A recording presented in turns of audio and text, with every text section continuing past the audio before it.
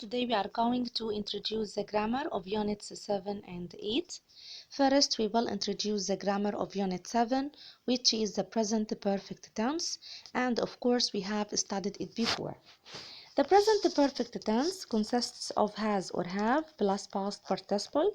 For example, you have seen that movie many times, or in question form, have you seen that movie many times? Or in negative form, you have not seen that movie many times. We use the present perfect to say that an action happened at an unspecified time before now. For example, I have seen that movie 20 times, or I think I have met him once before.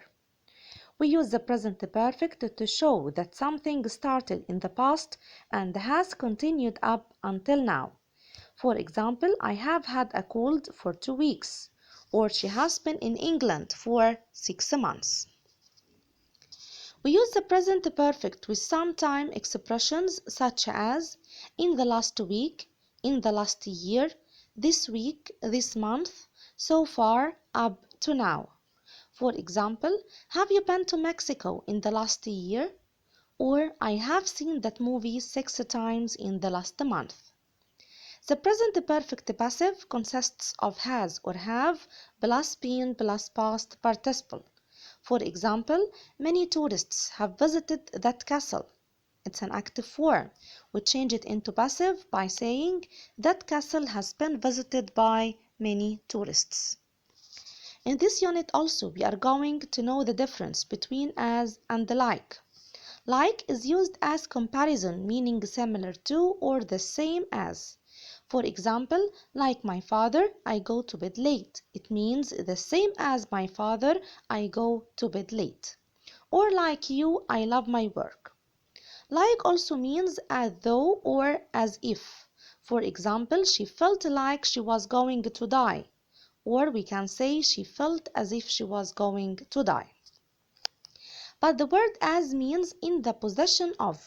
For example, as a student, I have to take exams every year. Or as a teacher, you have to prepare your classes well. As also means because. For example, as you have done so well, I'm going to buy you a present. It means because you have done so well, I'm going to buy you a present. Now let's answer this question. Rewrite number 1. I know Rose. I met her when I started secondary school. Use since. I have known Rose since I started secondary school. Number 2. He last watched a football match 2 weeks ago. Use for. He hasn't watched a football match for 2 weeks. Number 3. It's ages since I visited Alexandria. Use I haven't. I haven't visited Alexandria for ages. Now let's move to the grammar of Unit 8, which is about the phrasal verbs, and we studied the phrasal verbs in Unit 6. As we said before, a phrasal verb is a verb plus a preposition, which creates a meaning different from the original verb, and we have studied many phrasal verbs before. For example, I ran into my teacher at the movies last night. Run into is a phrasal verb, means meet by chance. He ran away when he was 15. Run away is a phrasal verb, means leave home. Pay attention that if the object of a transitive phrasal verb is a noun, it can come either before or after the verb. For example, she brought up 5 children, or we can say she brought 5 children up. But if the object is a pronoun, it must come between the verb and the adverb or the preposition. For example, I don't know this word, look it up. 3-word verbs, they consist of a verb, an adverb, and a preposition.